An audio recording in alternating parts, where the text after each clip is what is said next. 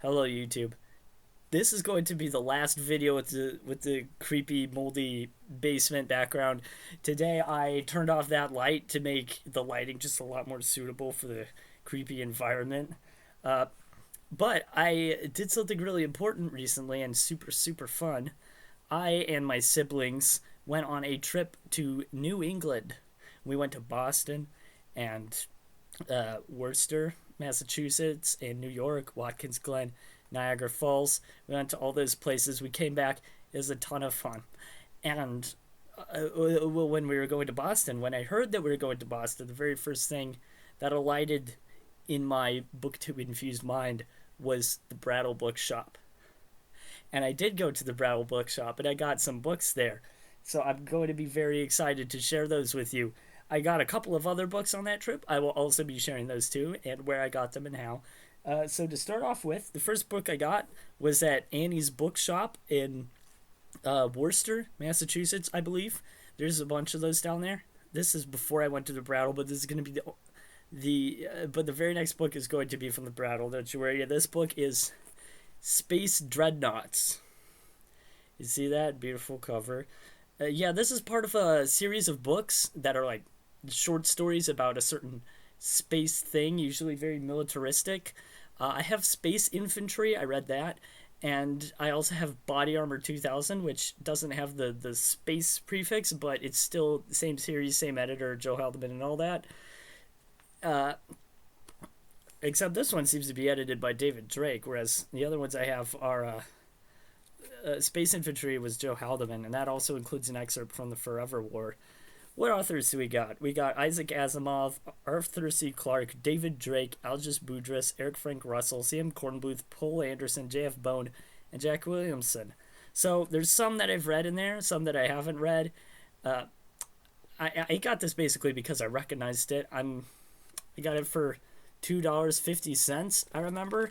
This is clearly an ex-library copy, which does take away from it a little bit, like makes it a bit strange, like this cover's all gross and yellowed now, but at least it'll hold up, I think, because of that. Now the next book I got at the Brattle Bookshop. Oh, what's that? Oh, it's Before the Dawn by John Taine, also known as Eric Temple Bell. I've been looking for this book for a while, so I was very happy to find it. It cost me about $15. I've never read it before, but it's a science fiction book from the early days of science fiction in the 30s, written by John Taine, who's a popular pulp author back then. I own a couple other books by him. Dover did a couple of like compendium volumes of his works. One of them contains The Purple Sapphire, The Greatest Adventure, in the Time Stream, and the other one includes Seeds of Life and White Lily. And I've only read White Lily out of all of these books, and I didn't like it very much. But I kept buying more after that. Now we have Before the Dawn. I'm still interested in reading this one though, just because of the synopsis that I've heard of it.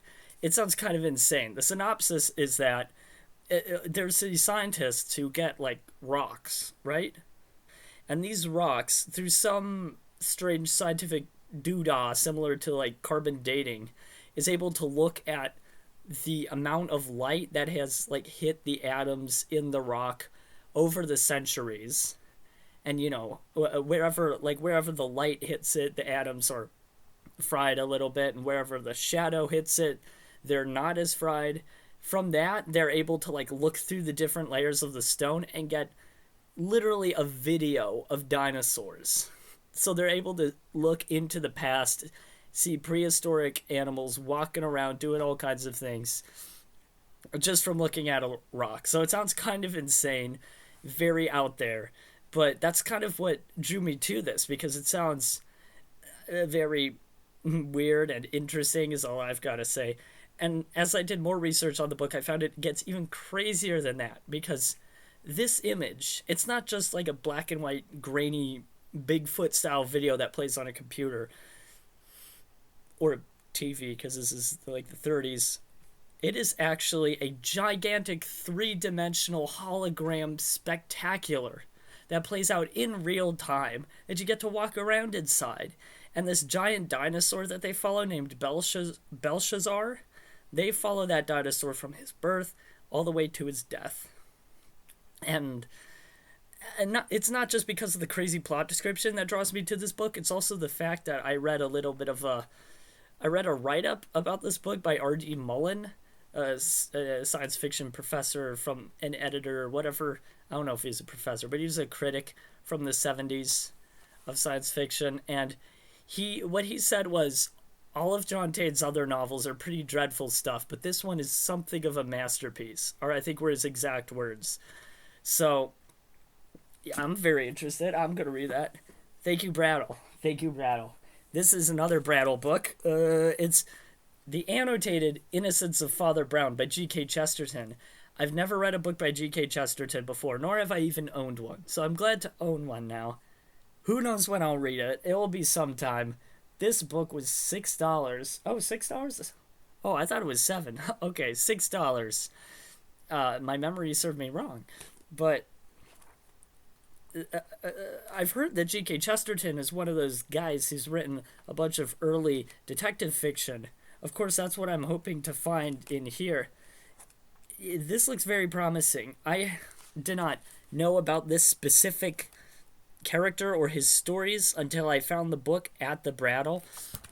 Let's let the book describe it here, so I don't make any mistakes, not like the last video. Father Brown, an ordinary priest whose unremarkable exterior conceals extraordinary crime-solving ability, is celebrated for his solutions to metaphysical mysteries, a genre perfected by his creator, G.K. Chesterton. More than light-hearted comedies built around puzzling crimes, these superbly written tales contain deeply perceptive philosophical reflections. Yeah, I mentioned this to my brother afterwards when we were eating lunch in the city of Boston, and he told me that he had heard of this character before, and he said every story, according to what he's heard, contains a little philosophical tidbit, a little philosophical bobbin thrown into there that helps push the story along and also perhaps educates the reader. So I'm very interested in that. Kind of reminds me of Stanislaw Lem, the way philosophy is built into the story, but this one seems a lot more like plot-driven than... Well, not that Stanislaw Lem isn't plot-driven, it's just this one will have much more of a focus on like a tight plot and all the conventions therein rather than just a vehicle for philosophy. And now here he goes, another book that I wanted to find. Afloat and Ashore by James Fenimore Cooper. Now, what a random book, right? Like, James Fenimore Cooper is known for the Leatherstocking Tales and some select nautical works, such as, like, The Sea Witch or The Two Admirals or Red Rover. I have read Rover. I have not read it. But this book, what drew me to this book was, well, I found a copy of it at some other bookstore, and I didn't buy it there because I was kind of confused by the title. The title just made it seem like... The way it was published was like a generic kids' adventure book from like the 1910s. It made it look like one of those books published in a series where all of them had like the same cover art. The name Afloat and Ashore sounded super generic. I believe that there's because I found another book in some other bookstore by R.M. Ballantyne. That was like two of his books sandwiched together, and one of them was like South Pacific Islanders, and the other one was like Mountain Men or something. And that was called Afloat and Ashore also, I'm pretty sure, something very close to it.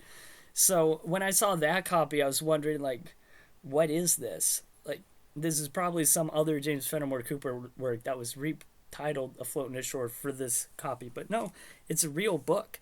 And what I read about it was very interesting. Wikipedia says that this book is James Fenimore Cooper's only narrative written in the first person. So there's no he, she, they. It's all I. I did this, I did that, which sounds very interesting because James Fenimore Cooper never does that. So we'll see what this book reads like. Another thing that really interests me is the fact that, you know, what caught my ear when I was looking at the Wikipedia article was that this book describes events that takes place between 1836 and 1844. What's that? I said a James Fenimore Cooper novel that doesn't take place over the course of a few days? It takes place over the course of a few years? What's that going to be like? Is every chapter going to have a new thing that happens in it? That's what made me get this book. It's very unusual for James Fenimore Cooper, just from that description. The books that I've read by him are, I've read several of the Leatherstocking Tales, and I've read The Spy by him, which also was really good. And I did talk about that in another video on my channel, my last summer's summer wrap-up video, which I am going to do one of those soon. But back to this book. And I also read Wyandotte, but all of those books that I just described take place over the course of a few days. Just something that seems very Cooperian to me, if that's a word. But, excuse me. Now I've got this book, which does not do that. And it also has illustrations. Let's see if I can find one that's worth showing. Oh yeah, this is a good one. Look at that. The whole had been done so suddenly, and yet with so much skill that I was a helpless prisoner as it might be in a single instant. These savages, Smudge and Dipper, seized Wallingford aboard the Crisis off the northwest coast of North America. Drawing by F.O.C. Darley. Yeah, so you can see there some of the racial elements might be questionable. James Fenimore Cooper always sort of rides the line on being like racist, but also liberal for his day. He sort of indulges in, noble savages, but also is sort of anti-slavery generally, but also seems like to portray black characters as unintelligent, that kind of thing. We'll see how it's done in this book. It's kind of a case-by-case basis with him whether or not that stuff is tolerable. But I'm still very excited to read this one. I haven't read any nautical fiction by James Fenimore Cooper yet, and I'm hoping that this will be the first. Okay, 12 minutes. Maybe you should, we don't have that many left. The next book was my last find at the Brattle, which is fitting because this was the final thing that I found there. I just went back out to the sale lot very briefly to check out something, and I found a real gem. Something that I'd been wanting to find for a long time. Well, something that I knew existed, something that I would like to find. And it's a book by Captain Frederick Marryat, and it is The Pasha of Many Tales. This is an old book. I just want to start off by saying, before we get into it, this is definitely the oldest book that I own at this point in time. You see that? Look, it's so old that you can see all the moldering on the frontispiece, which, for some reason, these books, it seems to only ever occur on this front page, because it's printed on, different quality paper. All the pages on the inside are relatively unaffected. But this is a book by Captain Frederick Marryat. I've read several of them before. I reviewed another one in my summer wrap-up from last year, once again.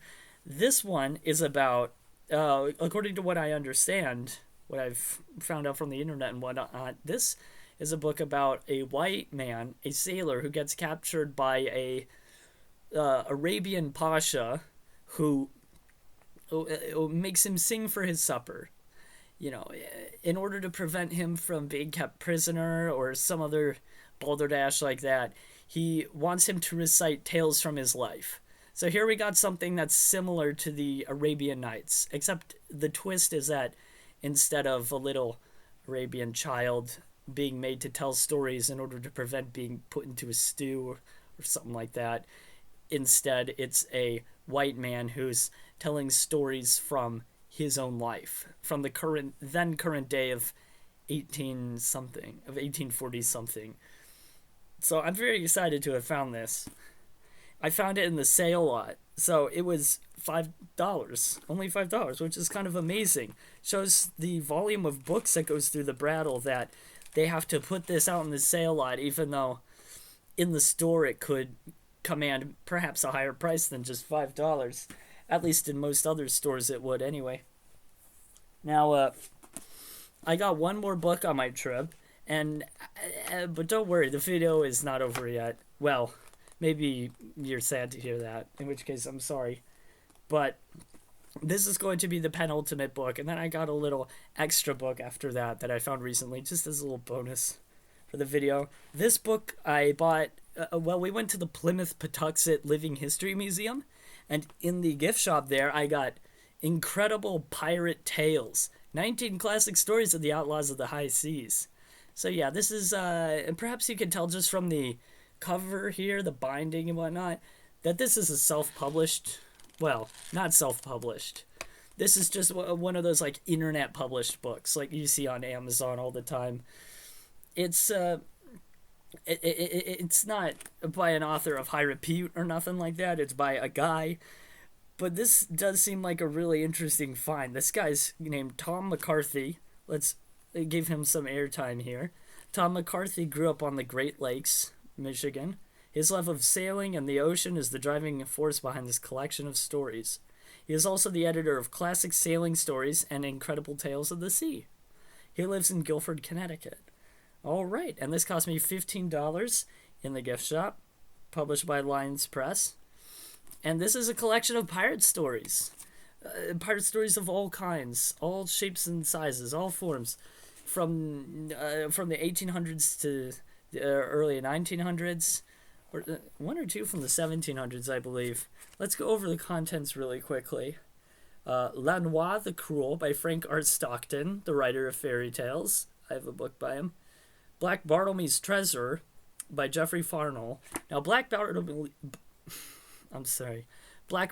Treasure, I've seen that book in the bookstores a few times, and I've considered buying it, but it seemed, whenever I opened it up and just started reading a paragraph, even that one paragraph seemed like the cheesiest thing I'd ever read.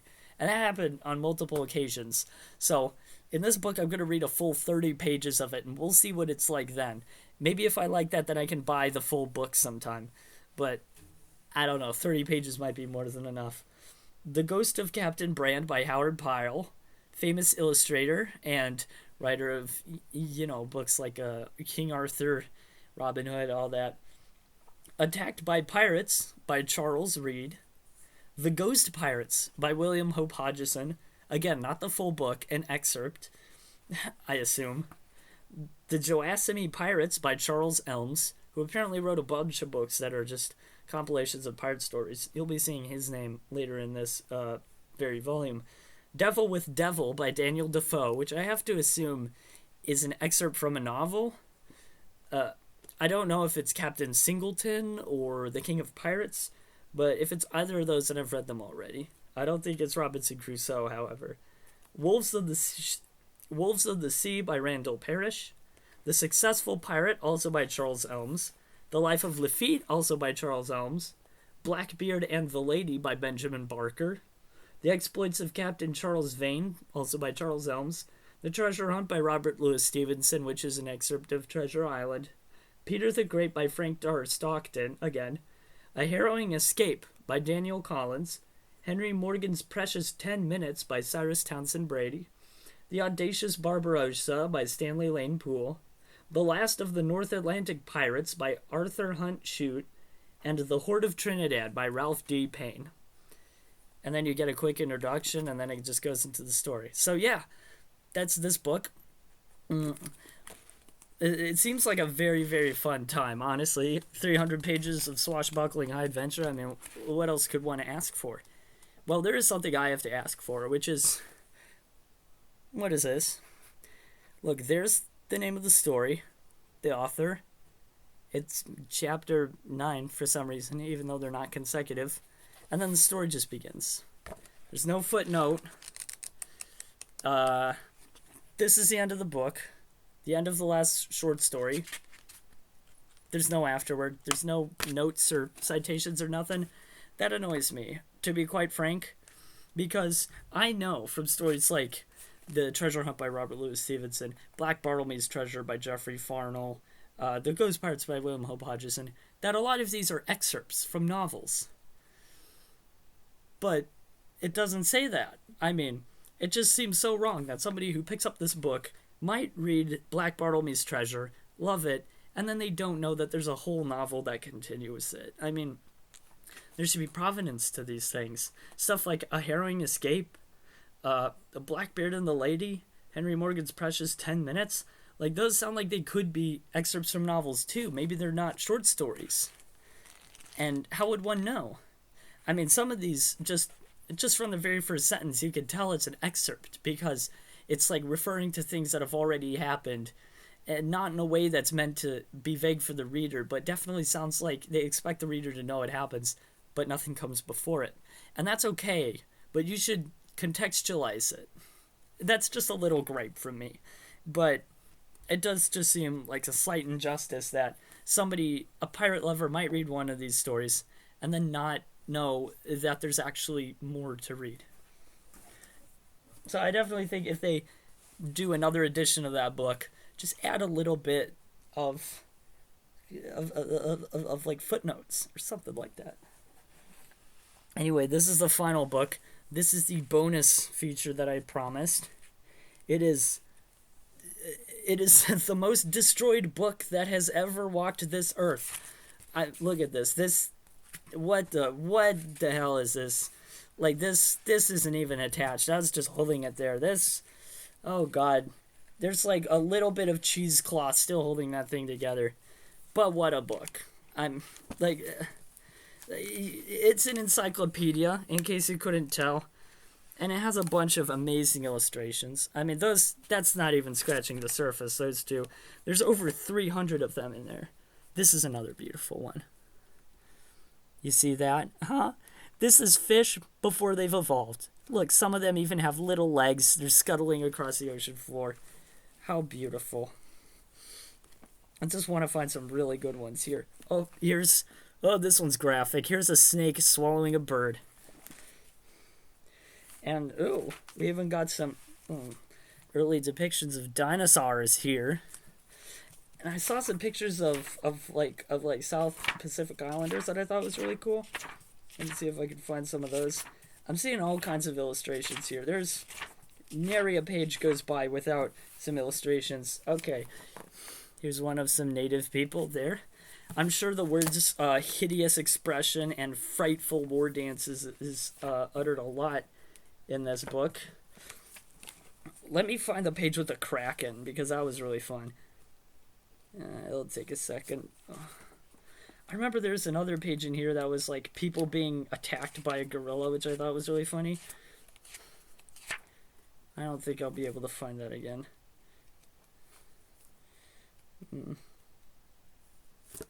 Okay, I swear, I'm really near the Kraken. The Kraken picture is so cool. I just want to show it to you. Look at that. Unleash the Kraken. Guys, I read the story that was associated with the Kraken here, and it is beautiful. Now this, okay, in case you didn't tell, this here is an encyclopedia. It's called Earth, Sea, and Sky. And it's like a textbook. All it does is it tells the presumably young readers, all that there is to know about all the flora and fauna that lives on this earth. Although what I just realized and find particularly racist is that it seems it includes all the flora and fauna of the earth, scientific things such as like lakes and like air currents and winds and storms and earthquakes. But the only people it talks about are so-called savage tribes. It doesn't go through all the people and places of the earth either. It only talks about the savage people as if they're animals, which is kind of, well, yeah, that is really disgusting. I can't defend that. Not that I was going to, but like, even for the time, that's just particularly awful. But yeah, that's kind of what you get with these stories. But it is an encyclopedia. It's an encyclopedia meant to be educational, meant for kids, written in the Victorian period, which educational children's like primers and stuff from that time, what they tend to do was give you all the historical facts, dump all the zoological information into your lap, but then they intersperse it very, very frequently with stories of adventure and tales that are meant to sort of reinforce what you just read. Like, it'll be talking about walruses or something. It'll tell you everything about their diet, their range, the size of their teeth, all that sort of stuff. And then it'll tell you a story about the first men first white men to ever encounter a walrus. And, they hunted the walrus, and then they tried to use the walrus for food, and then they reported the walrus. And it'll read like an adventure story, and that'll sort of reinforce what you had just read in a way that's fun and interesting. And this is something that's really interesting. I think that maybe stories, maybe textbooks these days could really try to do that again. I think a lot of people these days try to avoid that, especially historians, because they don't want to turn history into a story with like main characters, or make it emotional, or try to fit it into this framework that makes sense. They don't want history to seem like a progression. They want to drive home to people that it's just a storm, things happening, which is more accurate. But in terms of learning, this could make learning really fun. So maybe we should bring this back to some small extent. Another issue though is maybe it's just too long. Like, this book is almost 1,000 pages, and I don't think anybody has the patience anymore to read that. The story about the Kraken, I read that. It talks about a story of a ship named the Alecto, which encountered the Kraken, and I have no idea if it's real or not. I guess I'll have to Google it, but the book doesn't offer very many citations. It doesn't say, like, further reading if you want to know more about this Kraken thing. Here's whether the story might be real or not. Here's how we found out about the story. It just kind of tells the story. So maybe that's an example of why the storytelling is bad, because kids will probably take this as absolute fact. Let's read a tiny excerpt here. The captain of the Alecto grew anxious at all risks to capture this novel kind of foe. Nevertheless, he durst not hazard the lives of his sailors by lowering a boat, which this monster would have readily capsized by seizing it with one of his formidable arms. The harpoons aimed at it penetrated its soft flesh, and flew back without inflicting any mortal injury. Several balls had hit it in vain. At length it received a shot which seemed to wound it seriously, for it immediately vomited a great quantity of froth and blood mixed with glutinous matter, which diffused the strong odor of musk. It was at this crisis that the sailors contrived to catch it with the running knot, but the rope glided along the mollusk's elastic body, and only stopped when near the extremity at its junction of the two fins. They attempted to haul it aboard, and already the greater portion of its body was clear of the water, when its enormous weight drew the rope right through its flesh, and separated the hinder portion from the remainder of the animal. Then the monster, released from its bonds, fell back into the sea, and disappeared. I've been reading The Boats of the Glen Carrig by William Hope Hodgson, and that kind of reminds me of that. Just a weird pirate story. But, yeah, I think you could tell my voice was going a bit during that reading. I was slurring a lot of words and messing up, which is common for me. I have problems with speech sometimes. I think I go on tangents too much. I talk at too great length and too sort of jumbled and mixed up. I'm hoping to work on that. But, so I think I'll probably stop this video now and say, well, okay, let's look through all the books that I got first. First, we got Earth, Sea, and Sky. It says, put that over there. Incredible Pirate Tales. The Pasha of Many Tales. Afloat on the Shore by James Fenimore Cooper. The Innocence of Father Brown by G.K. Chesterton. Before the Dawn by John Taine. And Space Dreadnoughts.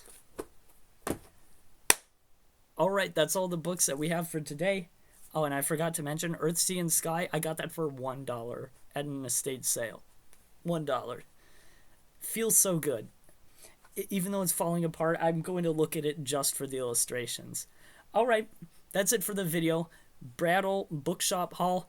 Only 6 books, but it was good enough for me. Alright, thank you. See you sometime in another video. And I'll try to work on talking. Okay, thank you. Bye.